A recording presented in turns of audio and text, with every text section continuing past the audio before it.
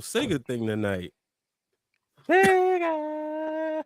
And that's the first thing you hear from me because we are live. Now, before I got on the show, I was having some issues. But tonight, the holiday season is upon us. And can you smell it? Jealousy is in the air. And tonight, we are going to discuss why jealousy often turns into heel turns. We're going to discuss that and more. The Wrestling Wrealm was in the building. Championship Culture was in the building at WWE Raw in DC. And guess what? I just came across a couple of photos that we have to discuss tonight. Also, Championship Culture's got a little bit of heat with a belt maker. That and more. Thank you for joining us. Let's get the show on the road. You know it, Brian H. Boom. Houston, we have a problem. Yes!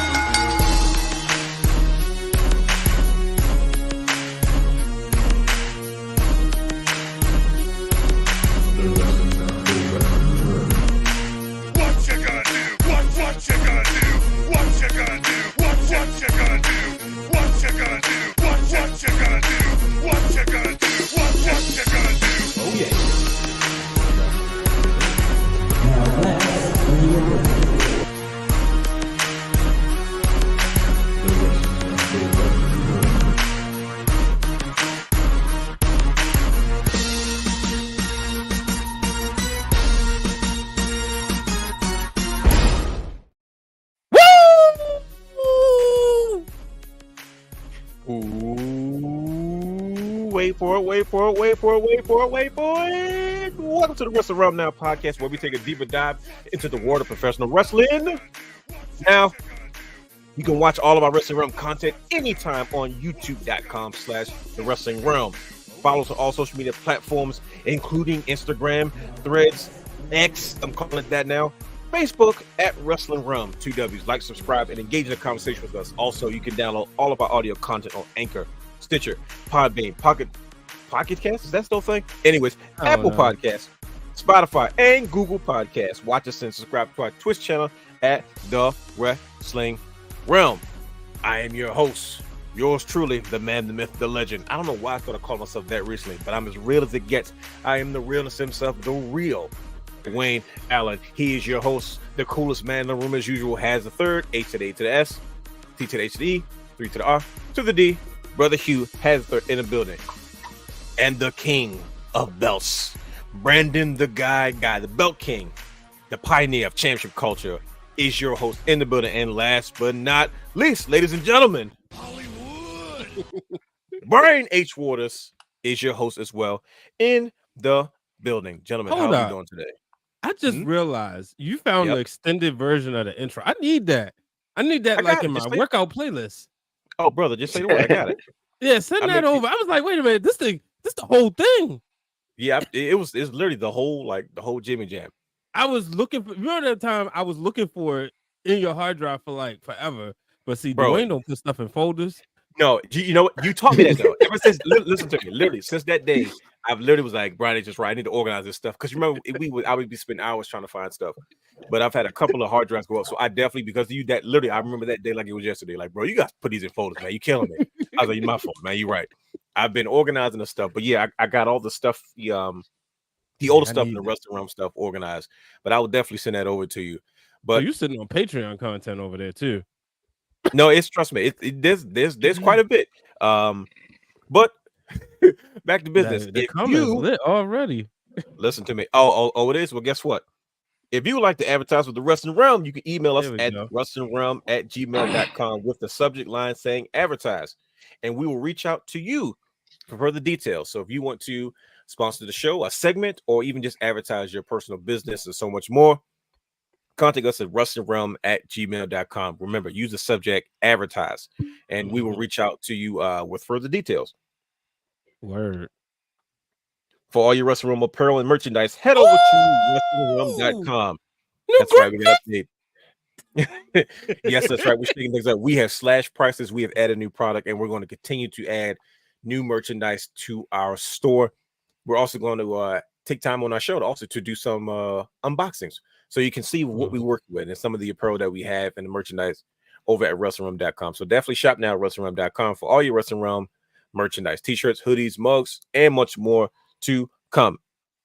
With that being said, For all exclusive shows and bonus material, subscribe to our Patreon channel. That's right, patreon.com/the_wrestling_realm. All exclusive shows, all bonus material. What I'm about to say tonight in the show in regards to championship culture, it might need to be one of those patreon.com/the_wrestling_realm type stores. But yes, we have Brian thoughts. We have Realness Reacts coming soon. We have so much more. We even have some exclusive championship culture stuff that may be coming soon to the Patreon. We are working hard and diligently for those who want to continue to engage with us on a different tier. So you can subscribe for just as low as $1. I think right now we have 3 tiers, but we're just getting this started. So be patient with us as we continue to crank out all that exclusive content, especially in regard to subjects like tonight's show. But now, listen, brothers, we're entering the holiday season. You know what that means, right? Football season, as well as WWE's holiday tour coming up. So if you're looking to purchase tickets to concerts, live shows, sporting events, and more, head over to SeatGeek.com where you can use promo code Wrestling Wrealm for any one-time purchase of $50 or more. So if you have never used this code before, head over to SeatGeek.com and use a promo code Wrestling Wrealm. Most of the time, tickets are going to cost you more than $50 anyway. So do yourself a favor. Use a promo code Wrestling Wrealm. Save yourself $20 off your tickets. Trust me, you will not regret it. Whew, I'm on a roll. This is the part of the show. This is the part of the show where we usually review championship culture, which can be found on youtube.com/the-wrestling-realm under the playlist championship culture. But there has been a brief pause for a very specific reason. It's because season 2 will be coming soon. Now, this is the part we'll hand it over to the Belt King and Has the Third as they discuss what can we look forward to, gentlemen, for championship culture season 2. You want to go first, Hugh, or you want me to take this? You want me to take this one here? Go ahead, take it. This is like New Age All right. Okay. Brother Hugh sounding good, feeling good, looking good. Right. Yes, sir. I thought you might have wanted to come from behind the scenes for a little bit. Listen, I'm gonna tell you this. He gets comeback of the year, by the way. We should get a trophy for that. Brother Hugh, brother Hugh, brother Hugh, brother Hugh, brother Hugh, brother Hugh. I appreciate you guys. I'm telling you, bro. You icy boy. I see you, Shorty. But go ahead, brother. Championship culture season 2, brother. What can we expect? So, if you thought season 1 was a ride, a roller coaster ride, man, you better fasten your seatbelts and strap in because season 2 will be coming soon. And when I say soon, sooner than what you think. Understanding that there's a lot of things happening in the world of professional wrestling, but more important, there's a lot of things happening with belts. There's a lot more stories to be told, a lot more stories that can be heard. And just remember, every belt has a story and can't wait to hear yours, quote unquote. That's all I'm gonna say about season 2. That's it, because I know Dwayne's up to something. I didn't do anything. You ever notice when he's always up to something? I always one up him. So, he always tries, but season 2, it's already shaping up to be a 25 episode season. Again, like season 1, with 5 of them all having, some creative freedom by, one of the hosts of the Wrestling Wrealm. But we'll get to that another time. But, we've purposely left 5 since he enjoys wrestling, championship culture so much. We're going to wait to see what he cooks up because not only is he going to help be a part of them, he might make an appearance. Because I feel like he's like, what's the thing that you only see every once in a while? One of those magical creatures. I won't call him a unicorn, but say that about me. I don't know what that even means. I remember. I think a week ago, 2 weeks ago, I was called artificial intelligence. Somebody said it's AI. That makes sense. He's like that rare Pokemon, like Ho-Oh or Mew. Mew. One of them. It's like one of those legendary dogs that you could never capture, and they just keep running away. You're like, I know they exist. Right. I know they do. I'm going to keep searching this game for them, and I'm ready. I keep this one Pokemon at the top of my deck. You got the IWC out here talking about, no, he real. I touched him. I shook his hand. Then you got the other people saying, nah, you shook. That's AI. That's computer generated. He Bro, not real. I'm not gonna lie. And the only reason I know he's real because I do like this when I talk to him. Because he's 6'12". I always gotta be like, I'll be like, I hate when you stand next to me. I tell you guys the same thing. Don't walk so close to me. Just look at me from a distance. The closer you get, the taller it goes up. It does. But I feel like I'm like this. That is true. The whole time.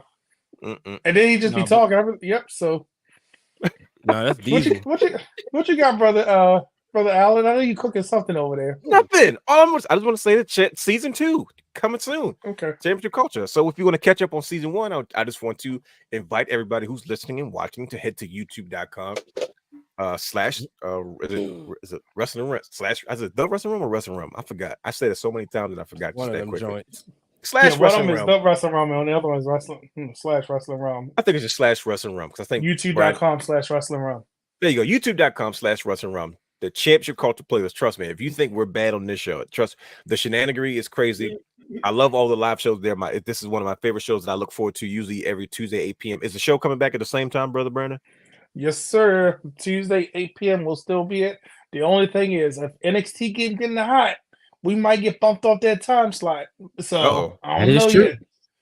Because NXT is becoming the new hot commodity, and they keep getting hotter. So we might have to kick the network might kick us off and tell us to go a different day. But I don't know. We're gonna hope for Tuesday, but Thursday might be the new wrestling day. But did you hear that that SmackDown might be moving? I think it should. To what? What do we? They don't know yet, but TKO group, thinking about shuffling things. So you think? Who knows? Oh, okay, Brian. Let me even moving Monday Night Raw. They even that's talking about moving Monday. They thinking about it too. Which that was another thing. I'm not a fan of that, but I'll say this. But for SmackDown, SmackDown's kind of SmackDown's moved around quite a bit. But what's a good day? No, it's like a traveling nomad. Whoever has the highest bid.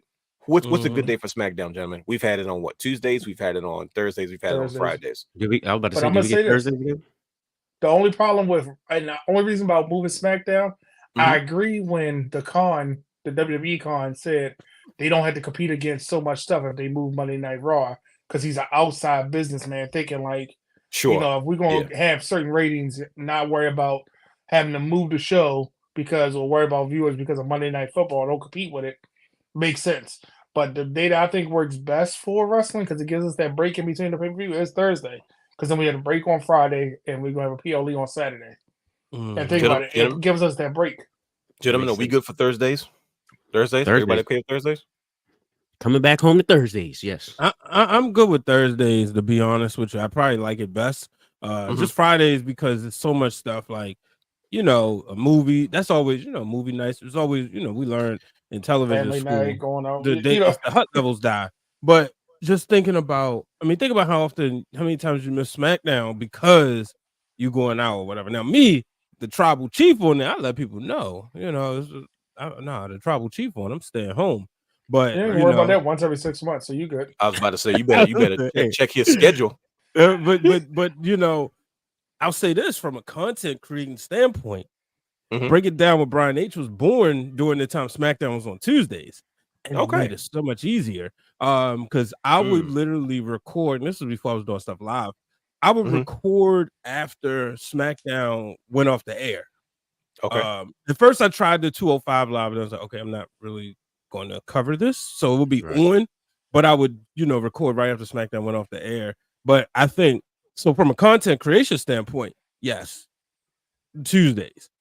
But overall, from a wrestling fan standpoint, I think Thursdays would be best. Now, I will say this: when it comes, you talking about competing, I don't think Monday nights. I think WWE already with their Monday night stuff, they already did the worst. That was when you remember the NFL prioritized ABC. ABC was the number one station, back in the 90s, and this is during the Troy Aikman and the heyday.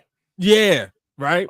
That's when, but you putting basically the Dallas Cowboys and the 49ers up against Stone Cold Steve Austin and The Rock, and WWE was thriving. Now the Monday night games is the afterthought, because the Sunday night games is the one, and that's the reason why I can say, okay, we're gonna move the PLEs off a Sunday. Thursday night games are trash. I don't think. Watch the Ravens make this one a good one, but for the most part, historically, since Thursday night's been a regular thing, I would argue that there's been way more bad Thursday games than good ones. So, with the NFL, NBC is the priority. That's the number one. They get the first pick, the first dibs. So I would stay away from Sunday nights, but Monday night, that's not to be intimidated. I agree with you, Brian H. Yeah, and as wrestling fans for 30 years, right? That's what We've I'm been thinking. used to watching Monday Night Raw. It's part of the brand. It's a part of us, you know. Yeah. No, I think it's understandably so. Like you said, it's Yo, you taking shots, bro? Uh-oh. Nope. See, this the guy. He's talking to Queen PR. He says, "You're welcome. That was the shortest amount of time a belt was with me. You know, I know somebody took a few months to get their belt, you know. No, you know what? Better late than never, good brothers. I'm polishing up. Hold on, let me get my. That's why my moisture-free Windex. I was waiting for Dwayne to see it. I was just pointing out the fact that I felt like I didn't get to, love it and appreciate it, because it was like here then gone. But you know what I'm sure you did love and appreciate. I have realized that this past Monday, the Wrestling Wrealm was in the building for Monday Night Raw in Washington D.C. You know, it's just down the road from where we partake at, and Championship Culture was showing off. It was live tweeting, and even DC'd out live tweeting and taking photos. And I was like, okay, I'm seeing some things, and then there's a couple of things I noticed. So I see that the Intergalactic Wrestling Wrealm Championship version 3, Brother Brandon's select belt, made his debut. I was like, and he advertised this. Wait a minute, I didn't see this. And then they was taking. Then I noticed he took a picture. Look, I took a picture with the Good Brothers with Dr. D. Daryl Johnson. It's Brother Hugh. It's Brandon. It's Corey and Doc. So what? Are we good? Are we good, guys? Are we good? What's the deal? Look, you see how they both teasing? So what's the deal? I need a live update. Are we good? Huh? We're gravy. We're good. Brandon, what are you saying? Are you good? You like that belt, don't you? I do. Okay. I'm so glad that it wasn't with you and I wasn't there because that's what it's been. But yes, we're now, good. Listen, but this is what I love to see. This is brothers right here. You can't see it on my thing, but this is called brotherhood. See that? But you would say something to that picture, but you didn't respond to the picture that I sent you on Tuesday. You kept quiet on that one in the group. But we ain't gonna air all that out. That might be a Realm After Dark question. It might be, but I'll say this. Patreon. You guys got a little bit of heat, man. One of the belt makers, one of the top dogs had a comment. Brother Hugh took a picture of his championship culture shirt and his custom Wrestling Wrealm Tag Team Championship. And one of the more known belt collectors tried to call you up, Brother Brandon. He tried to call you up there. Yeah. I said, these guys are starting to get some heat. That's how you know you made it. You got haters in the streets. I was like, okay, this is Brother Brandon's about to start digging into the pockets of some of the belt creators because there's a new sheriff in town. Yeah. Well, and the thing is, it's crazy because in Championship Belt Brothers, a group on Facebook, they talk about how makers do people wrong and things like that. But go with people that you trust and people that you know. And I'll just share a quick story. I had a situation with a maker. Has a story. That's right. Absolutely. Yeah. So people will see a design and get jealous. But my thing is, I'm very honest about inspiration that comes from any belt that I make. Music. Right. So for a well-known person to take a shot at, a tag team belt, and what do they call it, a cheap knockoff or cheap toy or something? Yeah, a bootleg. He called it a replica from a packy bootleg. Right. Which, that's fine. That's absolutely fine. But I'm just saying. That's a little racist to me, but. No, it's absolutely fine. But it's nothing being said when these makers make these belts over this shoulder. I'm sorry. When they make the WWE ones and they put it on their leather and they put their stamp on it, it's okay. But when I go to different makers and say, here's the concept, I like this, take this, add this part to it, do this or do that, there's a problem. Now, granted, I don't have $5,000-$6,000 to spend on a belt, which is fine. Fired up. Brandon's getting fired up. No, I'm calm. You see the steam on the head? Because guess what? I know it's happy people whenever somebody trusts me to get a belt for them. They're happy people at the end of the day. Hold on, what did he say? Because he know He knows. He knows. And he know that he know that he know that the people gonna be happy. That's right. Tell him who you are. When you and get here's the the exclusive. belt. You ready for this? When you I know they're ask Brother happy. Brandon for a belt, Brother Brandon gonna take care of you, and Brother Brandon gonna make sure you're happy. You get the belt. Make sure that the belt is designed to your specifications, and it's only one time you can get it right, because he knows he's got one time to make an impression. And when you call Brother Brandon, he's gonna inspect the belt, gonna make sure it's done right. He's gonna make sure that it's got everything that you need. Well, help me, somebody, Brother Hugh. So I'm gonna say this, and this is the crazy part. I believe in every belt has a story, so I always ask people certain things when it comes to making their belts, right? Mm-hmm. And I take inspiration from what they like, because when you see a custom belt, you should be able to say, "I'm happy, I'm proud of it. That's me. It's what I like." And as an exclusive, I'm working with somebody, getting them a custom belt made. And I shared this with you earlier. I hated certain aspects of the artwork. And I was very open and honest with the person when I said it. They said, "No, this is great. I like this." And y'all always say I'm very picky. Yes, very specific. But when I told the person what I want to take off and what I want to add, they said, "Oh, that's good. Oh, I like that. That's fine. Can't wait to see it." So for somebody to take shots, that's fine. But I'm not going to pay. This is a WWE belt. I'm going to give WWE their money. I can't buy this belt from New Japan.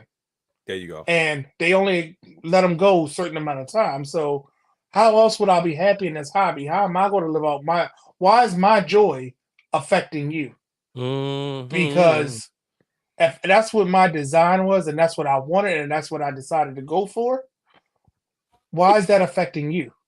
But that's all I'm going to say, because every belt has a story. You want to come on Championship Culture and explain? You want to talk about it? I invite you to it, because at the end of the day, this is a hobby, right? Up, brother. Whether I got red Jordans, blue Jordans, or black Jordans, you like Jordans, right? All the Jordans. Do I buy mine from Foot Locker or Foot Action or anywhere else? Or do I order them directly from Nike? Don't come at me because I went to Foot Locker versus Nike. Oh, yeah. No, I'm just saying, because I'm passionate about the belt hobby, because we all have them for different reasons. We all have different reasons why we get it. So I don't want to take up too much time with because this is Championship Culture, and I don't want to rant, but I'm just saying. Talk, good brother. I'm glad you bro. Yeah, I'm glad you got a chance to express yourself. Got a chance to clap back. But to me, what that shows me is, hey man, they're paying attention. That's what I got hype about. I said, oh, we got some hate. I said, yes, sir. And I don't think it was legitimate hate. But you know how many eyes were on Hugh? And everybody kept looking. I mean, just look at him. In the words of Bobby the Brain. I'm a sexy individual. That's what you mean. I mean, that's no secret. But what I'll say about this, and to your point, Brandon, and if you were finished, I don't want to cut you off. No, yeah, I'll finish. I don't want to. We can go on, and I'm not. It's gonna perfectly segue into tonight's show, because the people are kicked in. You have made it like what you did was you broke down the gatekeeping, right? You're helping people realize how affordable it really is. Because that's how I was. I remember before, we got you involved, Brian H. We had been talking about. I was trying to figure out like how we can get each other Wrestling Wrealm belts, and I didn't even know where to start. We were looking. He's like, man, I can't find anything. You can't just go on Google and find these things. But what you've done is you've broken down that wall and that barrier, and people go, wait a minute, that's it? That's how much it costs? Like, wait a minute, I spend more on clothes and shoes and stuff like that. And like, no, you can get something nice and very affordable. And of course, sometimes the belt marks are like, no, it's not a legitimate $5,000, because the same guy that critiques WWE's belts. It's like, okay, so I get it. He's passionate about it from his perspective, because he's an actual belt maker. You know what I mean? And he's a well-known belt maker. But the fact that he's paying attention shows me that championship culture has arrived. And I think realizing they ain't got to buy them belt. That's what I'm saying. Them standard best dad in the world fantasy football belts. And that's what we was looking at first. You know what I mean? But they can get a real belt. So and the crazy part is, and I've been on record as saying, you want a WWE belt, go to WWE. Sure. Give them their credit. But you tell me where you can get a MLW belt or a TNA belt. we for a short amount of time could get Ring of Honor belts. $10,000 for it. Yeah. You know what I mean? Like, you could get a Ring of Honor belt at one point in time, which was comparable to a WWE belt, but the prices never dropped with those until they, lo and behold, lawsuits or whatever it may be. I don't know. I don't work for ROH, but we know some of the belts went out of production. Some of the belts at the shows, were there, then they were gone. So where else would I be able to get something that's going to be attached to my joy and my happiness and bring me back to that moment in wrestling that might have been my escape, that might have been my happy place, that might have been my outlet. And everybody has one. So I never rag on anybody. I always give them my comments like, hey, I would hate for you to, like Dennis King, one of the brothers, good brother of the show. He really wanted the 10 pounds of gold. And I kept saying, make sure you get the one that you want. Pay attention because the plates are different on the side. The flags are different. Make sure you do you want it with the braid? I'm giving them all the details that I've learned since I've been collecting belts, and I'm just passing it on. I'm not going to say, oh, that's a horrible belt. Why'd you buy that one? No, I'm going to say, hey, brother, I don't want you to waste your money. Let me help you. There you go. That's what championship culture is about. Like, I'm never going to rag on somebody like, oh, you just wasted your money. I'll say, I wish you would have talked to me, and hey, let me stop you from making the next mistake because I may have already made it or I know the game. Don't buy them belts from Amazon for $150. Oh, Amazon and eBay, please stay clear of them. Ooh. If you want to go to a trusted secondhand belt or a trusted, I got $200, $300 I want to drop every Friday on Championship Belt Brothers. They do a sale post. 99% of those brothers are trusted. They've been verified. You can ask for references. If you see something you want in that price range, go. Am I part of that group? I got that invite, right? I think I invited you. You might be in the figures one because they have Championship Figure Brothers and Championship. Yeah, I think he was in the figures. Yeah. Okay. All right. Don't worry, I'm about to invite you to it. Either way, you'll be there. You'll be there. Yeah, you know it. Because so at the end of the day, if you guys are not really comprehending and you're not understanding what Brother Brandon is trying to say when it comes to him and Brother Hugh and championship culture and the belt community, what he's trying to really get across is he wants you to pretty much acknowledge me, and that's just what it is. So there's a lot of jealousy in the air, man, especially in this belt community. But it's okay though because it's the fuel that burns the fire as and the wrestling community and the jealous of Roman Reigns' work schedule. Yeah, I don't know what that argument's about. I mean, okay, we'll get into it definitely, but 11 matches. Yeah, but if those 11 matches draw more money than your 250. Ooh, okay, right, all right. I see. Brother Brandon started it. He started it. He got the fire. He came out guns blazing. He did. Now it's getting to me, but you know why I say that because we've been watching the good young wrestlers for a year, and then you just took Victor away and want me to still be vested in. Jack can't carry the show. You know what I mean? Jack couldn't carry the show. I can't even say that right now because the young and the wrestlers been doing like it's starting to get back up again. It's getting back, but you get what I'm saying? Like, and I'm just saying back in there, like the 90s. I'm talking about the 90s. Let's say, yeah, the Shamar Moore days. Watching. Yeah, right. It was like, oh man, this is great. But it was like as soon as certain characters were on the screen, it's like this is must-watch TV, and it's the same way with like TV shows, And I'll just equivalent to this the way you're gonna laugh. Could you watch Mighty Morphin Power Rangers without a Red Ranger?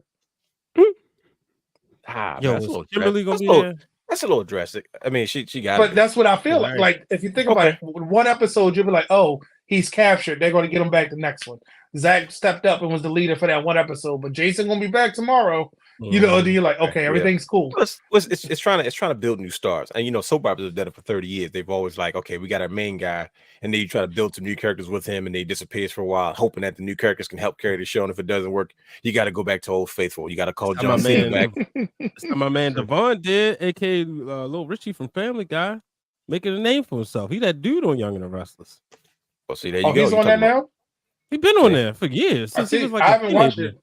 Oh wow! Yeah, okay. Yeah. Like when I started watching, I was like, "You know who that is?" I'm like, "Oh, it's just like that's Lil Richie from Family Matters." That's like, "Oh, that is him." And then this year, they brought his mother in. Aunt Rachel. Yeah, they brought her in for like a couple cameos. She obviously wasn't his mother, but yeah, she got some work. Them on Tonkin, right? Tompkins. I think it's That, Yeah. something like that. Yeah. Yeah. No, but Black don't it crack. makes. Of course not. No, she's gorgeous. Even as she ages, she looked, much. I always enjoyed her much more, but she got older than when she was on Rachel. But that's neither here nor there. But jealousy and heel turns. We've talked about all this jealous stuff in the community, but it's not just in the community, good brothers. It's in the world of professional wrestling right now, and that's what we are here to discuss. This is why the people are watching today, is because, man, there's a lot of jealousy going on, and there's a lot of jealousy that's turning really good people into really bad heels. And today we are going to discuss that. So, with that being said, Brian H., go on and ring the bell. Let's get this party started.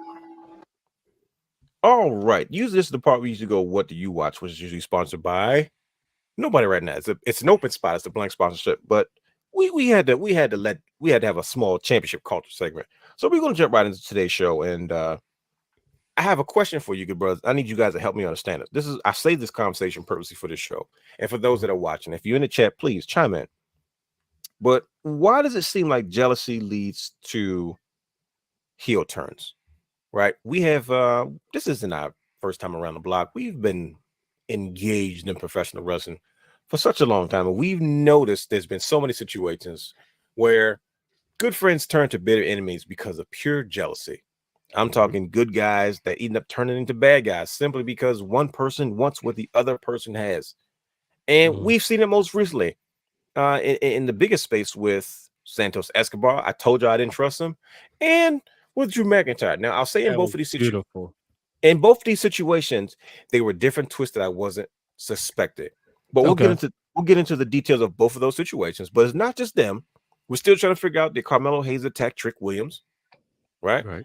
We've seen Xia Li, be somewhat of a fan favorite, but now she was jealous of Becky Lynch's opportunity giving to other. Like, I'm seeing this similar theme, and it's all over the place. But I need you brothers to help me understand something. Why does jealousy lead to all these heel turns? What's going on in professional wrestling? Anybody? Let's take a step further though. Okay. Why does it always happen around the holiday season? Bro, doesn't that seem off to you? It's like it's like that block of September through November, right? Think about it. Dominic in September. Owen Hart. Didn't Owens happen around SummerSlam, right? Survivor Series. It was Survivor. It was that Survivor Series. It's the Hart brothers with all the brothers. Yep. Why did I thought this all happened in that? What you call it? Nah, they had a match at SummerSlam that was a banger. Yes. That didn't close the show. Maybe that's what I'm thinking about. Yeah, and then Ric Flair and Sting. When he needed his help against Arn Anderson and Pillman. But it seemed like it always happened around this time of year. This is supposed to be. You think it's to build time. Mania? You think it's to build that thing for Mania? Well, yeah, but it's just funny that celebrating turkeys and Jesus' birthday and Christmas trees and presents. Nah, buddy. It's all about the Grinch. It's all about being green. That's what they turned to, brother Hugh. They turned green with evil, like Tommy the Green Ranger. They turn into the Grinch. What's going on, brothers? That Christmas bonus. Dang, you think it's all about the money? Well, let's go there. That final run. What is it? Shawn Michaels. My bad. Yeah. No, I forgot just that quick. I was like, wait a minute, was he? Yeah, because Diesel was kind of the guy, and Shawn Michaels got a little testy about it. What's going on, though, man? Well, the wrestling is brought us so much joy, but yet it seems like they just can't get out of their way when it comes to one guy wanting what the other one has. Brother Hugh, talk to the people. Why is it that jealousy seems to be the number one reason for these obvious heel turns, where good friends end up turning into bitter enemies and some of our favorite rivals, and we're so messed up as fans, we sit back and enjoy them instead of saying, no, they should be friends. They shouldn't be fighting with each other, but we kick back and we enjoy and we cheer for our favorites. But it seems like a good guy always ends up turning into a bad guy. What's going on? Well, it's all about competition. I mean, everybody wants to be the top dog. And if you see, like, say for instance, Trick Williams right now, he's over like crazy. Melo, he's kind of, I love him to death, but he's on the back end. Yeah, he's drying out a little bit. He needs something new with his character. So of course you're going to get that type of turmoil between them two, coming from the guy who feels like he's lacking a little bit. He just lost his title. Trick is getting hot. you see all of the promos, and you see all of the fans engaging with Trick. Like, of course, it's natural. Why not get jealous and then try to bring him down to your level? Well, why would he get jealous if he was already there, brother Hugh? Like, think about it. Carmelo Hayes was there first. Trick Williams supported him. He was his right-hand guy, and they didn't even have a traditional breakup. He said, "Look, man, I know you don't think I'm your sidekick, but they do." Remember that? Remember his address? Right. And we were talking about it. I remember the brothers. We were talking about it. We said that's a very clever way without it having to be like this breakup angle. But it's really going in that direction. But it's like they like in Shawn Michaels and Triple H fashion. They went on. They like revisited on the back end instead of doing like a traditional. Some AEW would have did. No disrespect. But it's like, you know, we're like, oh, they're going to break up. And then now, all of a sudden, like you said, Trick Williams is becoming a fan favorite. And Carmelo Hayes is you know, he's kind of had his run and he's not happy about it. Man, he's so used to be. My bad. He's so used to being in the spotlight, though. That's true. You've been in the spotlight so long and you had that glory. You want to continue to taste that.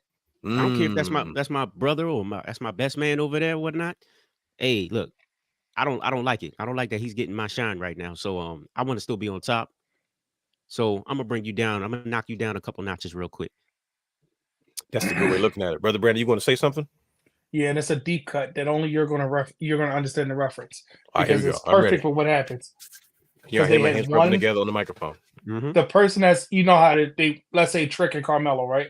Or Santos Escobar and Ray, Drew McIntyre and everybody, right? Guess why? You ready? This is why. Because they had one bad day. Oh, think about hold on. It's always when they don't lose me. So the first reason was Brother Hugh said because sometimes you don't want to give up the spotlight. You were in a spot and you lost it. It's hard to give it up. Now you, Brother Brand, you adding another one. You're saying one bad day. Okay, I'm following. Go ahead. So think about it, Santos, because he didn't get the U.S. title. That was his bad day. He was hurt that day and he couldn't be in the championship. Oh, yeah. Remember, he'd have had because he couldn't get it. Ray got it. He still couldn't get it. That was the start of his bad days, right? And the reference I'm making is the Joker always said, you know, it just takes one bad day for somebody to become a villain. Well, Drew had a bad day. He couldn't win that World Heavyweight title, right? And he still was salty about what you call it being there because he like, you caused me the Universal Championship. Yeah, he kind of had a couple bad years. Yeah, but I'm just saying, but that was his one bet. That was his title. That was right. That was the start of. I don't have a title. You ain't gonna have one. And then if you look at Trick and Carmelo lost the title. He ain't been the same since Ilyanov. Because remember, he wanted to go at it alone. Because in his mind, oh yeah, I did only retain because you know Trick's interference. But when he didn't have Trick by his side, that was his bad day. That's when he started to spiral. Why are you out here? I'm about to attack you. Oh, you looking at me? I'm not. If you think about all the heel turns, it's on the heels of a bad day. That's a good one. So look at Brian Murney. So yeah, because listen. Does that make sense, Brian? Come on, Brian. That was one I didn't think about. Like I'm not the most like in-depth thinker of breaks because it's just me, right? Which is why I like to listen to everybody's ideas. What Brother Hugh said, like when you hear jealousy, it's the obvious piece of you're jealous. You have something I want. But the reasons behind the jealousy is like, okay, now we're getting to the meat and the potatoes of the meal. So when Brother Hugh said, like, sometimes it's a human instinct. It's hard to give up that spot. Like, I want to stay here and I don't want to give this up yet. It's like, you know what?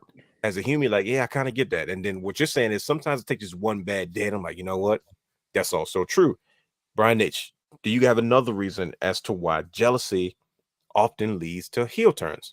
Before you go, Brian, remember what happened with Trish. We smelled something happening when she lost that title match. What happened? Remember? What title match? She was subbing in for Lita, right?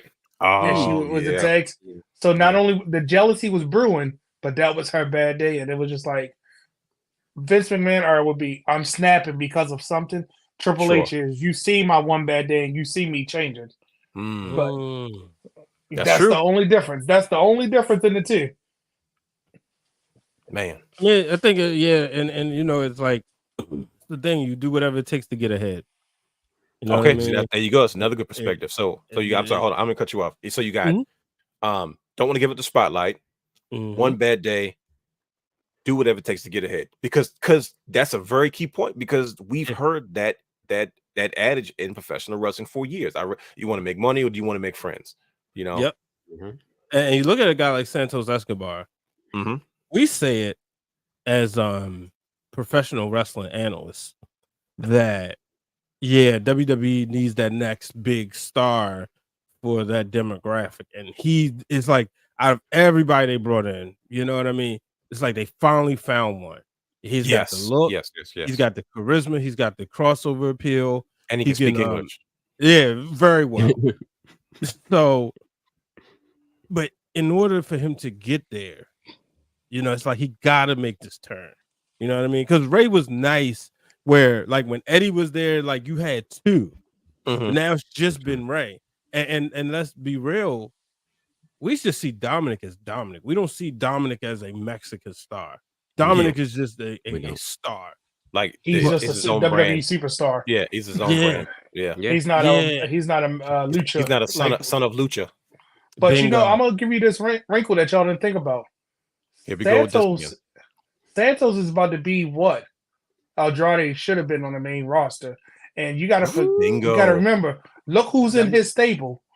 All they gotta do is put Zelina with him, and there you have what you should have had on Monday Night Raw. Triple H is fixing a lot of the wrongs, and he keeps Zelina around for a reason. So you don't think this is a great conversation? You don't think Zelina goes like, because like right now she's upset with him. Yeah, because it's Ray. It's Ray, but you think maybe he gets to her and gets her to understand that she goes back to being the evil, sadistic queen Zelina that's hard to deal with? You think we can get that again? We can, because if you look at the landscape of SmackDown right now, Zelina doesn't fit in the women's division as a contender for the title, like they're pushing everybody else just for the title. She fits in as an attraction now.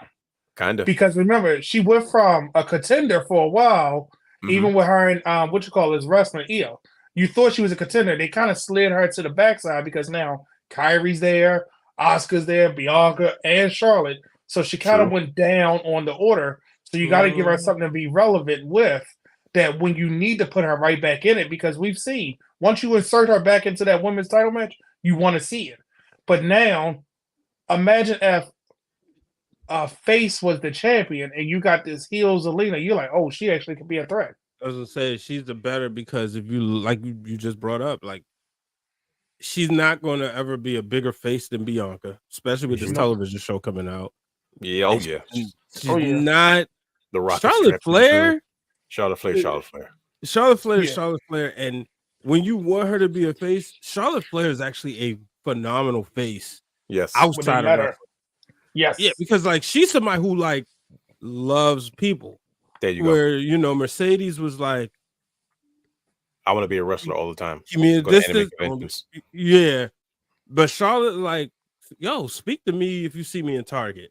Like I don't bite, so she like. But it's because she was presented as such a heel, and then it's easy to say you ain't in this position because your last name's Flair. It's remember she said that on the thing. She's tired of being Ric Flair's daughter. Why can't he be Charlotte's dad? Like, and remember she was saying it because she main evented WrestleMania, but they put her on the marquee as Ric Flair's daughter. And I'm like, dang, that kind of sucks that you had that in your back pocket. Shout out to my boy Jake who did that at ESPN. Yeah, I'll never forget the interview. I was like, dang, I felt bad for her because I'm like, she is known as Ric Flair's daughter. No matter what she does or accomplishes, you know, it's like I'm telling you, that time we saw her at live and how the crowd was cheering, she was hugging people. You could tell that was her element. But for some reason, they don't want that to translate to TV as much. Yeah. But, no, it makes sense though. But sorry, my fault. No, you got right. Zelina can't. Yeah. God. Dang, I told you, brother Ray, he does it every single time. Like you think you're good, you comfortable with an idea. Is when people try to come for his belts. Then he get to really cooking, bro. He been cracking ever since. We gotta come up with a name for it. We got Triple H, Shawn Michaels sauce, and gotta call like Brandon's barbecue. That's crazy. I like that though. I got a designer shirt that says Brandon's Barbecue. Look, let me tell y'all a quick story. My graduation party, dude, I'm sitting up there. They was like, all right, Brian, you got to do the grill. And at the time, I ain't messing with the grill. Friends like, here, Brian, come here. I got this. And he had a dress shirt on. He took his dress shirt off. His button-up shirt on. He's like, hold on. I was like, oh, okay, cool. Oh man, he is cooking Brandon's barbecue. He's cooking. When he starts cooking, oh y'all, here we go. He's frying up the grill. Oh man. If you're just tuning in, go back and listen to the beginning of the show because Brother Brandon had some choice words for a certain belt maker who had made some comments about championship culture in that time and the picture they posted and creating memories for people through these custom championship belts. No, but anyways, that was man. Okay, betrayals. No, it's crazy. So tell me this. So we talked about a number of different reasons for jealousy, especially in professional wrestling. So what is Santos Escobar jealous about? What is his problem with Ray? Was it because I'm seeing elements of all three of these topics where you do whatever it takes to get ahead, which is what Brian said. What Brother Brandon said is sometimes just one bad days, which he did have, and what Brother Hugh said, man, sometimes you just don't want to give up that spotlight because he was the leader of Legado del Fantasma. You know what I mean? He was up next. He was there, and then all of a sudden Ray comes in and says we're gonna be LWO, and it's like being in a room full of kids. You know what I mean? And they're like, oh shoot, this is a chance for us to be a part of history. Like I thought it was a joke. I thought they were just selling merchandise. They're like, no, we're bringing back the LWO. And I'm like, man, this adds a different wrinkle to that story, to that chapter, to that legacy. And I was like, oh, this is real. And it looks like Ray has been at the forefront.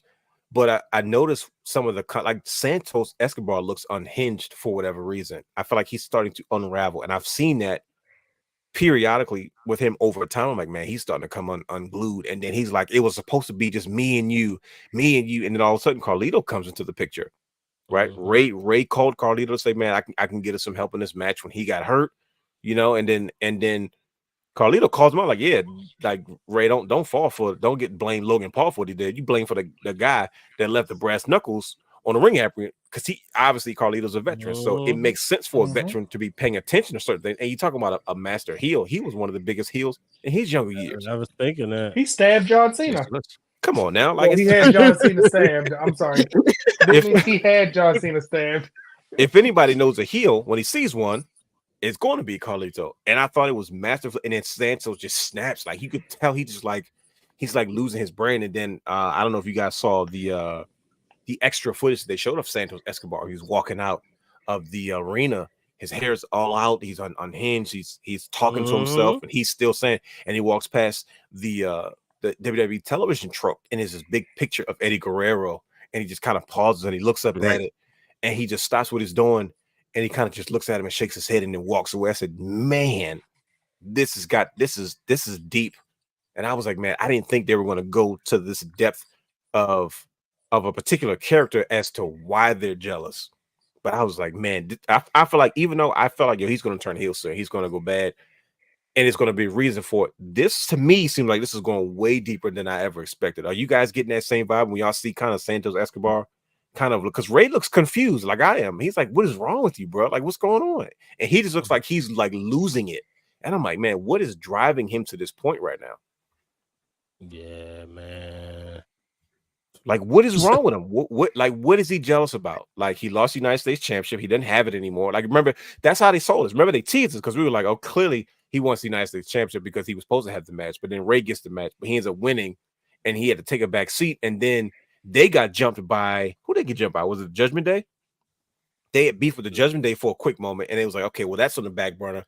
So once again, that stupid Triple H does, he's throwing us in different directions. Like, okay, we're showing you that Santos Escobar is kind of off, and then they fake through stuff at us to assume, okay, well, he's jealous because he's not United States Championship.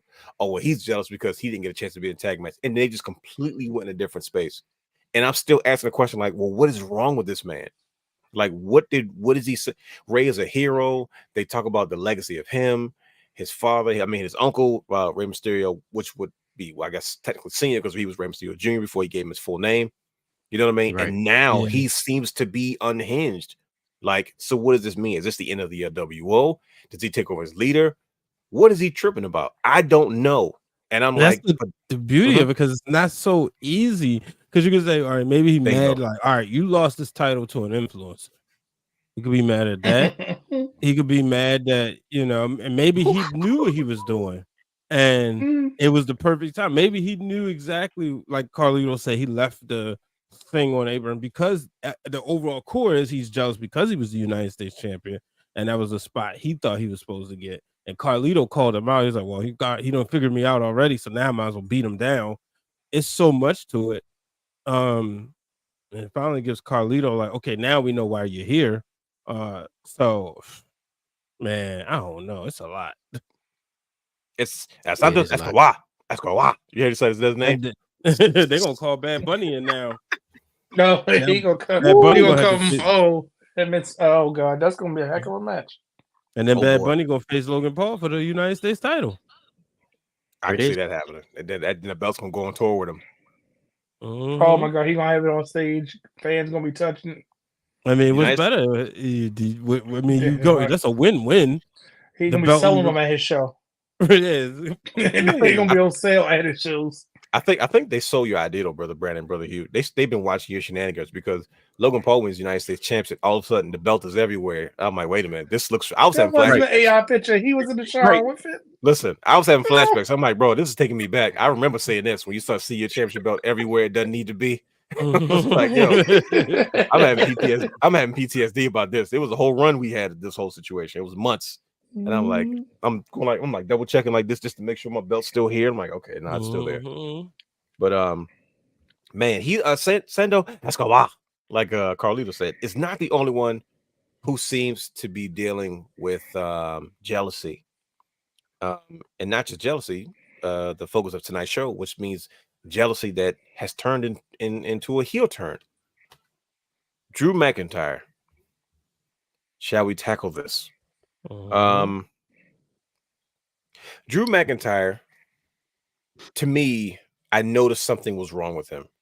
He had a rough year after dealing with the bloodline and kind of becoming a little more harsh in his approach. Like, look, man, I'm too good of a guy at this point. I'm not focused enough. You know, he could have helped the situations where he could have, you know, he tried to, you know, with Matt Riddle and all kinds of things. He was trying to turn a new leaf, and it was bothering him because Drew McIntyre still has that chip on the shoulder. He still has not really had his championship run the way he feels like he should have. It's because when he had the title, he was given the responsibility and the task to carry the company during a very difficult time. It was a global pandemic, which I salute, and he is always regarded in that terms. But he didn't have the run he felt like he should have, and I felt like going against Seth was his last straw. Where he decided, I need to have this moment. And when he didn't get it, he has flipped his wig. For some reason, Drew McIntyre seems like he's made a deal with the devil. I don't know what this means. I don't know if he's joined the Judgment Day. Because and I'm gonna tell you why I don't know. It's because they tease like, oh yeah, this person needs to join. And then they gave the little vest to JD McDonough.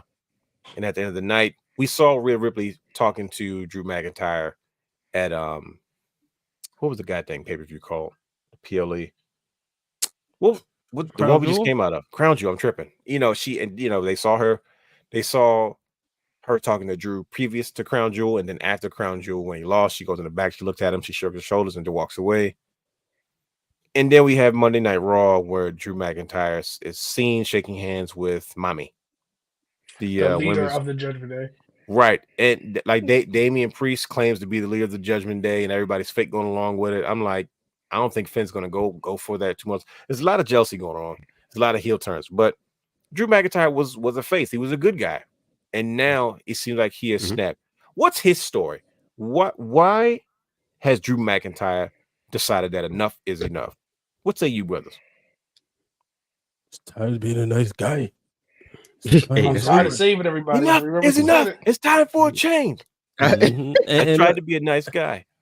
And let's be real. The reason why babyface Drew worked before, because we was all tired of Brock Lesnar. Babyface, Brock Lesnar's run was coming to a close. Yeah, but him being a nice guy, what did it get him? He lost to Roman. He couldn't beat Gunther. I can't say it like you. Gunther. Yeah, he couldn't beat him. So it's like, what did it get him at the end of the day? Yeah, he had a little thing with Matt Riddle and whatnot. Riddle, he tried, man. He was trying to be a good guy. He was like, man, you better go back to your roots. Remember when Drew first came back? Yep, Scott a psychopath. Yeah. That's another thing too. Because if I'm not mistaken, he wins the NXT title and then boom, gets kicked in the face by Adam Cole. Yeah, because he was hurt, and he was being a nice guy. But he came up to the main roster with Dolph Ziggler. They were some nasty heels. Yes, sir. They were. Yep. And up to that point, that was probably the best presentation that we had seen of Drew because his time at NXT was very short. Yeah, that was just to get us reintroduced to the new version. He's bigger, stronger, no longer like that. That baby face, no longer playing the air guitar. So I think like he channeled all that energy. It's like, man, look, being nice ain't get me nowhere. He's got to be mean. He's got to go back. He's fed up. It's just not working. What do you think? What do you think, Brother Hugh? Why do you think Drew has decided enough is enough? It's time for him to be a little more aggressive, and like I say, it looks like he's made a deal with the devil with the Judgment Day. What's Drew thinking right now? He's feeling disrespected, just like what Brian said. Okay. I mean, every chance he's gotten hasn't really been like solidified in the history books. This is hurting me as y'all talk about it. Like I'm like, dang, I'm getting mad too. And as you talk about it, Brother Hugh, I feel what you're saying because I've kind of always felt that way. But I'm like trying to be positive because I didn't want him to be a bad guy. But I'm like, you know what? He has every right to kind of feel the way he feels. But go ahead. I'm sorry. Absolutely. He got screwed by Jey Uso. Hence the reason he hit him with the Claymore. Yeah, he had to get think his about back. that. He was tired of him. Yeah, he had to. You've been crying about it ever since Jey Uso came to Raw. Yep, he has for a minute now. You got that. He lost clean to Seth Rollins.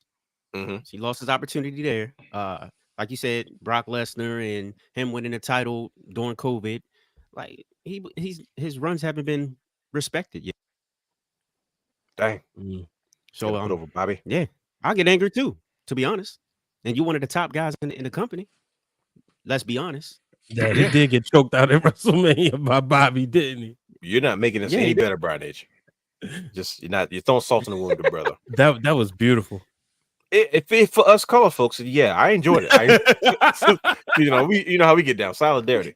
Bro, I was with me and Brother Hugh was in the house full of conflicted kids and nephews and nieces, and everybody except my one nephew Zion going to say, I wanted him to win. I was like, boy, I'm about to put you out. You rooting for Drew McIntyre in this one. The rules was right. When it's a good brother. Solidarity all the way. No, it's Bobby. Yeah, it just I don't know. It makes, and when you think about like him just like re-signing, at one point people were like, man, Drew's having a string of bad luck, man. He might not re-sign with the company. He might, and a lot of people feel like maybe it's time for him to go elsewhere because there's not much for him left to do here, which I'm glad that he didn't. Now that you see the state of other pro wrestling companies. Yeah, bump that. He would be too good for that. Like he's right where he belongs. He getting that now. He's getting a fresh coat of paint, as they would say. He definitely is, though, and it's one of the things I enjoy the most about the Triple H era is once again you're finding a way to make people relevant main event players without having to say, "Well, just throw the belt on him." Just throw the belt on him. But you know what? But you know what we gotta really consider with Drew. He is an established star as a face. If you notice what the Triple H Dust has been doing, we're building for next year. Because if Cody finishes the story, Seth is out hurt. He won't. But I'm saying, who do you put a belt on, or who is the next person? Because let's be honest, you're only as good as your challengers, right? Because if you don't have any credible challengers, and a different Drew is a different challenger when he's a heel, a different Drew was a different challenger when he was a face. You get what I'm saying? You don't think it's a ploy for the World Heavyweight Championship? I think they want to keep him as the heel because which way could he go? Because remember, next year we always can have the draft and he can wind up back on SmackDown. Wherever we need a heel, because Raw is heavy with faces. With Jay being there now. I mean, main event Jimmy. No, what's it? I always get these Jay. confused for Yep. some reason. Man Main of event Jay. Jay. One is There blue is- now. Yeah, the blue one. It's hard for another face to fit in there because you got Sammy, Cody, let's call it Seth, Sure. and Jay now. You're like, how do you fit? That's why Kevin had to go to SmackDown. It was too heavy now, so you needed more people. You made Shinsuke relevant as a heel, not relevant as a wrestler, but relevant as a heel. Boom, Which is more important. Because you needed that. You had too many happy-go-lucky. Hey, I'm just happy to be here. Look at me. And you needed like viable contenders. Yeah, because right now, let's be honest. Would you want to see Gunther and a heel, go at it for a world title, or would you want to see Gunther in the face, Drew, go at it for the world title? No, it might add an interesting dynamic if you have this monster. I'm not this nice guy. I'm just walk. What if he just walks backstage, Glasgow kiss somebody and knock him out? They'd be like, "Oh, he on a warpath. He just come in the ring, Claymore him," and you're like, "Oh, he really is a Scottish psychopath." That's how they were supposed to. That's how AEW was supposed to book Wardlow. They didn't do it though. Yep. Right. Yep. Because he looks menacing now, just wearing a black t-shirt and his jeans. He looks like, oh shoot, I'm going to kick somebody's. So you Gunther can't be the only heel. Him and Shinsuke, they just can't be. And if you put him with the Judgment Day, and I hate to say it, I don't know if there's room for him there, but is he going to be the Judgment Day member that Mommy is just backing? No, this is perfect because it goes into our next sponsor segment, but it is not yet given spin. But if you would like to sponsor this segment, go ahead. Does it smell some ribs or some barbecue chicken?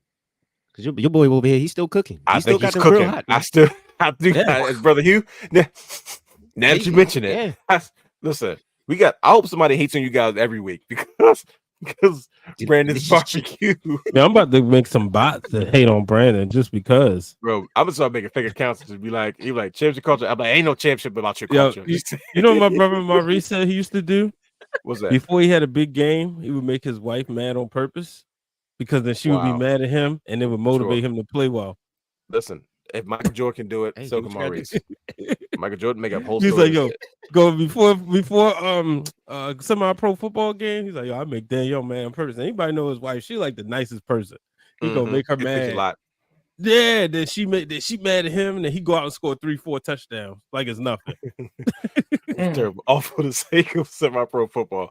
Exactly. If you know him, you know it's like so accurate on point. Because it is though. It's completely. Trust me, Brandon's not making this stuff up. It's definitely in Maurice's warehouse. But this brings us to our next segment. We're gonna keep it on Drew.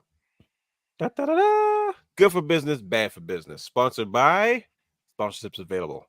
So if you'd like to sponsor this segment, please reach out to wrestlingwrealm@gmail.com.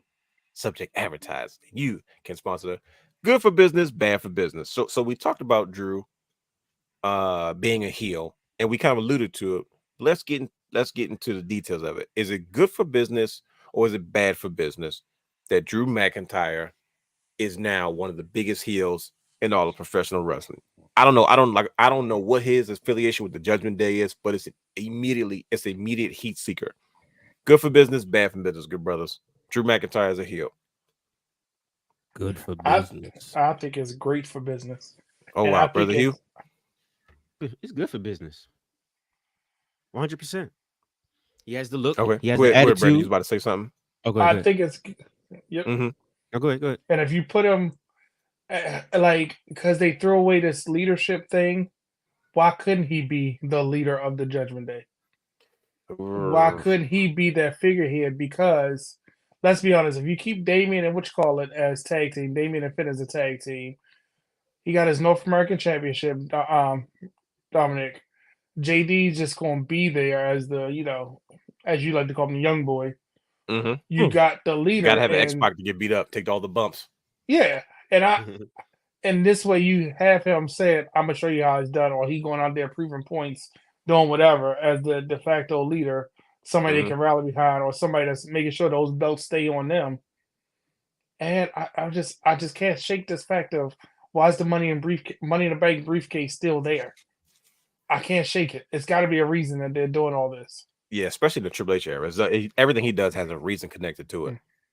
I'm nervous because I think this losing, might be I think this might be the end of the Judgment Day. I'm gonna tell you why. If you think about it, periodically the Judgment Day has been everyone's been trying to recruit their own member, right? When Dominic got there, it was Jay. He tried to get Jay in the Judgment Day. You got Finn that's pushing for JD McDonough to be in the Judgment Day. Then you have Rhea Ripley pulling for Drew to be in Judgment Day, and then you have Damian Priest is like, we don't need nobody else in Judgment Day. He spearheaded kicking Edge out in the first place. And it's like, And then you have guys, Cody Rhodes started a pot, like, you're not the leader of your own faction. Everybody knows Rhea Ripley's the one who pulls the strings. And then he comes out and all of a sudden goes, I'm the leader of the Judgment Day. And I'm like, is that gonna fit well with Finn? Is that gonna fit his face well with... showed it. He was like, said, what? Oh yeah, no doubt. Yeah, of course. I'm just like, either somebody's getting kicked out of the Judgment Day, or this could just be one ploy. What if Drew McIntyre is just trying to get close to senior Money in the Bank? I don't know. I'm nervous. I'm scared because it's a reason that we keep seeing it, and they toyed with Sammy holding it. I think that was a test. What if somebody else gets it? Don't let nobody hold your briefcase.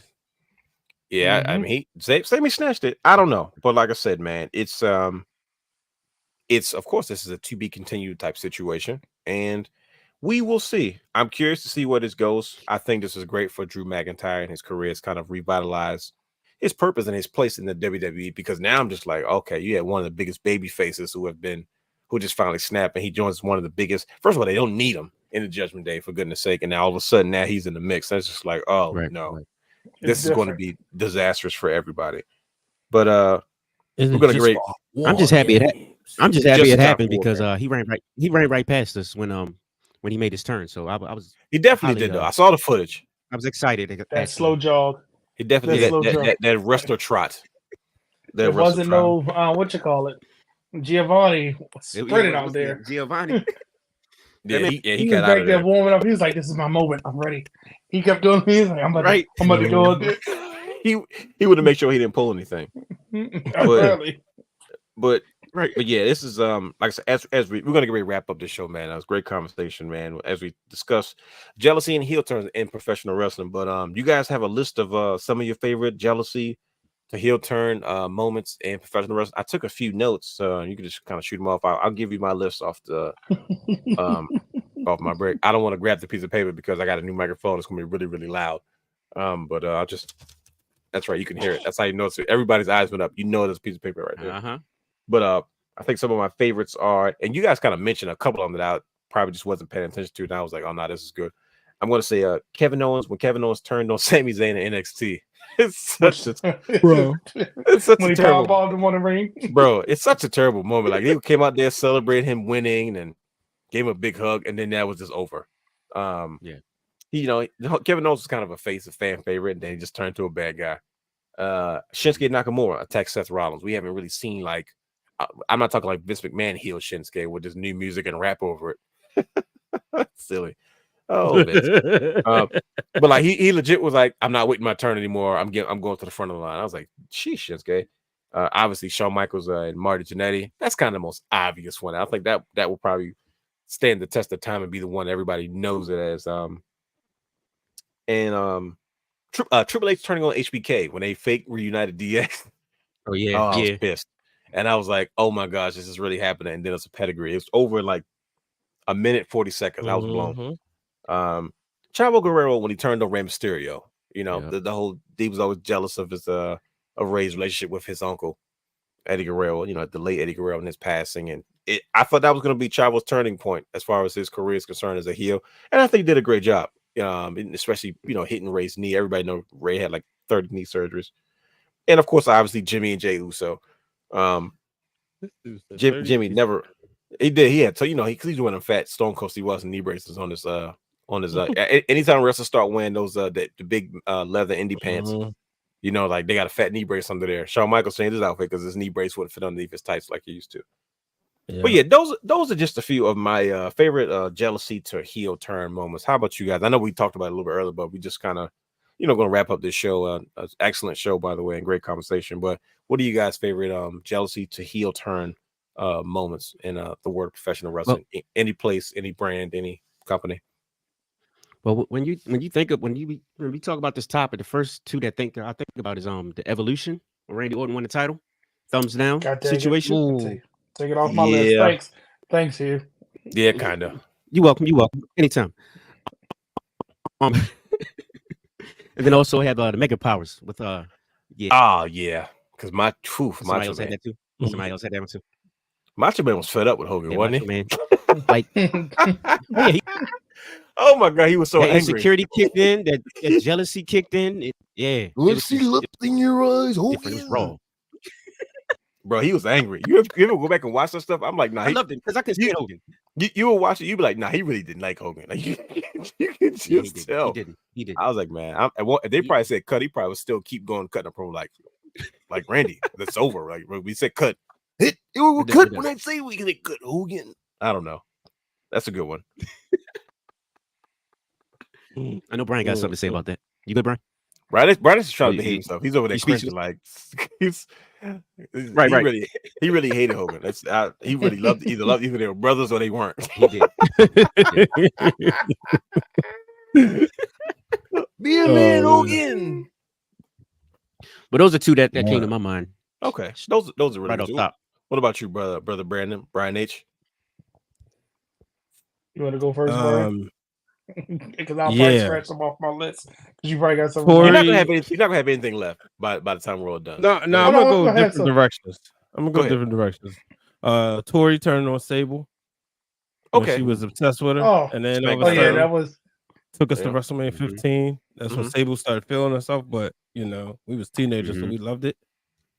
Jay Bougie leaving. Jay Bougie leaving. Takeover to better himself. Talk about it, man. Yeah, too bad promoters can't get it right, so we can finally get that match where he would up PJ Savage. But yeah, those are a couple that jump out the mind. You mentioned Trish Stratus earlier, but even with her and Jericho and Christian, yeah, because like that gave us. If we could have got the Christian we got now, like if they would have cut him loose, then it's fault, bro. Yeah, Christian. He would be in the Hall of Fame as a legend sitting off to the side doing nothing. You need me where? You want me up here where? The problem was that they knew he was better than Edge, but they had already invested so much in Edge. Ouch. Y'all don't like Edge? It's not that we don't like him, but like, come on, bro. Look Christian was just better. And they said we needed to leave WWE for people to see that. That burns me up, man. And then when he got back, they still didn't let him loose. Yeah, that is true. I think we was gonna get another one. If I really think if Edge didn't have to retire, we was really gonna get that run between them two for the world title. No, that was supposed to happen because they teased it one time, and I was blown away by that 5 minutes they were in the ring together. I don't know what it was. I don't know who Edge was beefing with, but it was Del Rio. And they had to pick each other's opponents, and Christian came out for like a moment. He's like, "Oh, that's not your opponent," and I was like, "It was something to that degree," and I was like, "Oh, this could be good if it was just those two guys," but obviously it got cut short. Yeah, those are couples. Yeah, those and like us. Oh, Sid Vicious turning on Shawn Michaels because that's how we got Babyface Shawn. A day after they said we would never get Babyface Shawn. Yeah. Yep. The day after WrestleMania 11. Yeah, deep cuts. I like. Yeah, that's true. Yeah. What about you, brother Brandon? You got any? Well, it's funny because he already took one on, but I said anything with Christian because Christian is the best turn. So anything with Christian. Adam Cole getting kicked out of the Bullet Club. Remember when he was on his way out? Yeah. DIY and NXT. That was kind of sad. I was like, oh, like when they put the credits up. Yes. That was the prelude to the Triple H does. Of course, when Stone Cold, the infamous chair shots when he turned his back on the fans. Throw that away, bro. Why you say throw it away? Act like it never happened. It was bad. Nobody. It was like I was like, the God you never thought I said, I just remember that moment. Like, are you serious? I thought I knew Austin. I thought I knew the Texas Rattlesnake. Right. But I was like, oh my. But then afterwards, I was like, yeah, this ain't working. Seth, when he turned on the Shield, because I kept saying that Dean would be the one to turn, but it was surprising that it was Seth. I just knew it was going to be Dean. And then, of course, the last one. I wish we would have got it in the Triple H era and not in the Vince era. Sure. The Bailey turned on Sasha, because if I was betting money, I thought it would have been way better. Yes. Yeah. I thought it was going to be Sasha jealous of Bailey, but it was like they were trying to play a season. It was like, boom, out of nowhere. But they gave us the Sasha run that led to the Bianca rise. So that's why I really can't. Yeah, but I love that match they had at Hell in a Cell. Yes, it was awesome. That was good. Even though it was quick, they had time. The match was good. I just wish we had more build-up. Me too. It was like we turn on SmackDown. Yeah, because I thought that feud, if I, put on a fantasy booking hat, the heel turn happens when it happens, but Sasha stays out till Royal Rumble. Yes. Bailey becomes champion, and we get the one-on-one match, and then like Sasha wins the Rumble title. But see, I would have had them stay out, let them both be in a Rumble, and she eliminates Bailey, and that's what causes the feud. You know what I mean? Like, not necessarily Elimination Chamber, but you could take that to a WrestleMania without either one having the title. But I'm glad the way that we got to WrestleMania with Sasha having the belt and Bianca. So I was like, okay, I wasn't as mad at the heel turn because this is what we got. I just I was expecting the other way because it was like, oh, Bailey, we was already used to the heel Bailey, but this was like another notch for Bailey. Real quick, James Palmer says in the chat, Orton returning to help Cody. I would love for that to be a heel turn. Listen to me. I have been thinking about this. Radio's gonna come back he's gonna come back to a loud pop, and then he's gonna just shove it back in everybody's, kind of like Becky Lynch did. Remember Becky Lynch did that with Bianca? He needed to, because Bianca was getting stale. People don't like to hear that part. But she needed to chase the title in front of us. Bianca chased the title in front of Thunderdome screens. We needed to see her chase that title. That's why that moment was important. And I think, like, if Orton comes, imagine he do that at WrestleMania. Listen to me. Cody's gonna finish the story. Orton comes out to save the because Solo and everybody's right there, and he evens the score, and then boom, RKO on Cody. 1, 2, 3. Roman's still champion. Why don't you want Cody to freaking win? Like, I want Cody to win at 40. Look at the 40, team. I want him to win at 41 in Atlanta. They haven't even booked Atlanta yet. I ain't ready for Atlanta, but look at the which War Games team.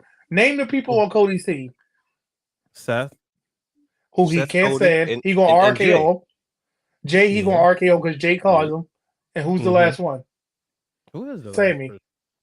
Oh gosh, Sammy was part of the bloodline, so he got beef with all of them. And Triple H keep throwing their history back at us because anytime they played that clip when Kyrie got taken out of WWE, I was like, "Oh, he's a deep cut." And then he said, and on Monday, I don't know if y'all caught it, Hugh. Come to find out, Michael Cole. Remember when Cody said, "Yeah, I got a lot of history in this building." Michael Cole said it on commentary. I said, "Oh, they reference AEW now." Okay. Yeah. Because Cody said he did. I went back and watched it. Yep. He's like, I got a lot of history in this building. But it's crazy because I think he said that in SmackDown too, if you remember. When his he did say he got history. Yeah, he always said that. But did they say it on the commentary? I didn't go back and watch that show. Okay. But yeah, he always referenced because him and Santos Escobar was the first AEW match ever. But I'm telling you, buddy, I think RK he gonna come back as the pop for him gonna be on the team. But when they in the match, he gonna just RKO. Yep, he gonna RKO all of them because he got beef with all of them. You thought I was coming back to save you. You caused me my titles. You caused me this. I'm the Viper. I'm the Legend Killer. And it's gonna be like, oh, he's back. And guess what? He's gonna be the sole survivor because Randy Orton is Mr. Survivor Series. It only makes sense. And has Randy Orton really had a nice solid run underneath Triple H? Like, there's a lot of history there. No, because you gotta think like he's kind of split, wasn't he? Like, he was running with Riddle. Yeah, and then he got hurt. And you figure the Triple H era, nah, he hasn't been around. Nope. That's what I'm saying. saying. Started he was at with Drew. SummerSlam. Remember, him and Drew had that all. I think that feud was great together.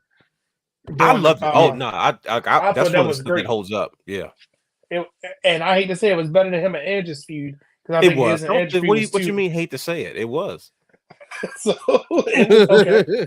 But and it was they traded the WWE title that microwave flipping. But him and Riddle was a. I don't like. I know you could tell. You like I mean, Vince. No, I didn't mind it. No, I'm saying it was okay. I hated when they made rated RKO. I'm gonna go back and watch that. I mean, not rated RKO, RKO Bros, because I was like, you could tell this is a Vince McMahon thing. Let's get them on TV together, and it was like, okay, whoopie-doo, they got the titles, good for him, but his partner is gone. What's gonna happen next? Yeah, and he considered him a friend. I feel bad for him. Yeah, but I see like this turned into the anticipation of the return of Randy Orton, but you know how we all know Randy Orton's history. You just you're not supposed to trust him. Kevin Owens. Yep, there's anybody for a reason. Yeah, you don't trust an apex predator. But he was trained by the dirtiest player in the game, Ric Flair. That's what I'm saying. It's too much associated with too many heels. Yep. Like the evolution was ridiculous. I'm watching Ric Flair versus David Von Erich. Ric Flair was been. See, that movie got you. Now you're going back and watching Von Erich match. Yep. Look, I'm going vacation tomorrow. I'm being a Von Erich rabbit hole. Look, I believe it. That's before our time. That's not a bad. I was say this match is before all 3 or 4 of us was born. Yeah, I mean it was. We hear all the Texas actually. This is Kevin. My bad. This is Kevin Von Erich. It's crazy because I just watched the match with David Von Erich, and I didn't see. I can't do a review, but I'll say this: I didn't see what everybody said David would have been world champion, but the way they presented that movie, shout out to Zac Efron, I'm like, he could have been world champion, or he should have been world champion. Dave was going to be world champion, and now I'll go back and look at the stuff. David was going to be world champion. It's crazy. It sucks, but so the now, wow. Did you see this? Oh wow! It's been that long. Yeah, he's been gone that long. He was out for a minute, man. Like he was out, and then he had the back injury, and we kept saying like, "Is he going to come back?" And they were like, "They're not rushing him because his career was on jeopardy." Yeah, because remember his sponsor said something about they was recommending him not coming back. Not to come back. Yeah, Yeah. Was Backlash his last match, or did he wrestle after that? The 6-man tag, him, Drew, and Riddle against the Bloodline. It's the Bloodline. Yeah, the Bloodline took him out. Okay. Well, that's the storyline anyway. Because we was gonna get Randy, allegedly Randy and Roman at SummerSlam, but couldn't. So call Brock. That's always a fail safe. Call Brock. Yep. And it's one of those things like, man, I don't want to see Brock and Roman again. What they do, they go out there and put on a banger. Nah, the man lifted up the ring. Bro.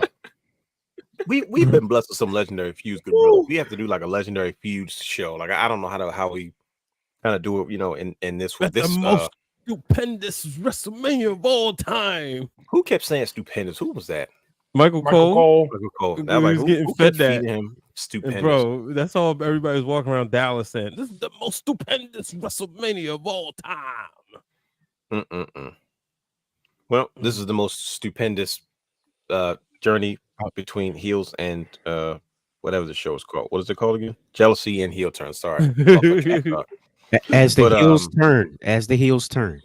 That's what it is. There we go. That's what it was, brother. That's the name of the podcast episode. Let me tell you. Go ahead. As the heels, that's what it should have been. That's what, as the heels turn. We could change it in the Google machine. Go ahead. If you have access to it and it's not like a big deal, go ahead. Yeah, I always keep because I always update the thing with the time codes, so the people who watch it they can see. So welcome to the Wrestling Wrealm. You can get your soap opera references as long as you're good wrestling. But and what you call it, and comic books. And Brian H shuts all the way down. He's just like, all right, okay. He's like, you're like, and brother Brad does it on purpose. He knows, like, hey, he was like, and Brian, I know you're not gonna catch this, bro. Real as you will, right? Because that one bad day, Brian's like, bad day resonated. Right. Yeah, when you see about they talk about the one bad day, Oh, you're man. like, oh, that makes sense. I mean, the Because quote that's makes sense. Yeah, it does It make just sense. takes But one bad day. it's very thought provoking because let's be humans for a minute. We've all had that moment. We've always been one bad day from being a villain. I know I have like Yes, sir. you know what I mean. So it's just like, dang, Being a villain, some of us had that one bad day, became a villain, had to come back to the other side. So, Dwayne, I mean, he was very. says the guys that hijacked my title. What are you talking about? I'm not saying anything. I was a superhero. I made sure it got some miles on it. It just didn't sit up in the house. You guys put my championship belt in Paris. You took it to Triple H. He like he had just you guys had a picture of my belt like it just debuted in NXT with Triple H pointing to it like this. Like look, we had to make room. That was the best picture though, wasn't it? That was the best one. Yeah, it was supposed to be the new belt for Level Up. Crazy part, it looked so real though. I was like, wait a minute, this looks. They never gave you Photoshop work. The Photoshop work was impeccable. That's what happens dealing with artists. I was like, this is too good. But I work with some of the most talented brothers. I'm talking about you guys. I'm talking about you, gentlemen. But you guys have made in YouTube alone, huh? You guys have this has been a thought-provoking conversation, and I hope that the fans who are listening and watching have had just as much fun as we have, just kind of breaking all this stuff down, because this is not the last time. It's not the first. It's definitely not the last time that we're going to see jealousy and heel turns kind of, take their place in professional wrestling. It's almost like a rites of passage at some point. But if you want that smoke, tweet us at Dwayne Allen 24. And it won't be the last time. You want to see jealousy real life? All I'm gonna do is put this right here. That's all I'm gonna say. What's that? Just put it right. I'm just leaving jealousy. I'm gonna leave it here. Here it is. From now on. I'm just gonna let me turn it. I'm gonna leave that right there. I want to say who it was. I want to say who it was so bad, but I'm not going to because it's not my place. Like I want to be like this. Watch, all right, everybody pay attention. I was like, yo, I'm telling you. But see, I'm not going to say all that. That's why I muted myself. But guess what? This is why I wish we had the censor beat live. Heck yeah, we got to see. I got to get a soundboard and just put it on. Did that completely like beep out, or will it be like over the voice? Yeah, it depends how loud you turn it, but it'll be over the voice. Okay, well, guess what? Come highlight championship culture. YouTube.com/wrestling. I'm trying to take people's joy. It's time for Rome After Dark. Yes, it is. Follow us on all social media platforms at the Wrestling Wrealm, because we got stuff you guys can't talk about on the air. Subscribe to our Patreon channel, Twitch, and YouTube at the Wrestling Wrealm. We will be back next week to talk about more amazing topics in the world of professional wrestling. Thank you for joining us today. We are officially out of the building. Follow us on social media, like we said. Catch up on Championship Culture Season 1 at youtube.com/Wrestling Wrealm. Check out WrestlingWrealm.com. Buy some merchandise, buy a t-shirt, check it out, check out the store, check out the product, see what you like. There's more product to come. There'll be more product available. So we will catch you on a flippity flip next time. Same bat time, same bat place, same bat channel. We'll catch you later. We out. What?